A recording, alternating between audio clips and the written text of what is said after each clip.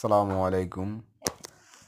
অনেকে চিনেন এই গাছটা, যে যে জায়গায় যে বাসা বলে এমনি মূলত হচ্ছে বইয়ের বাসা পেঁপে গাছ। পেঁপে গাছের পাতাগুলো নিয়ে নেবেন।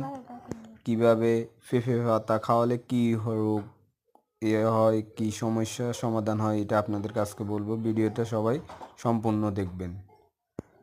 পেঁপে পাতাগুলো কিভাবে খাওয়াবেন, কিভাবে করবেন, সব কিছু আজকে নিয়ে যার যার পানির ভিতরে গুলবেন। পানির যতটুকু নীল কালার আসা পর্যন্ত পেঁপে পাতার রস দিবেন।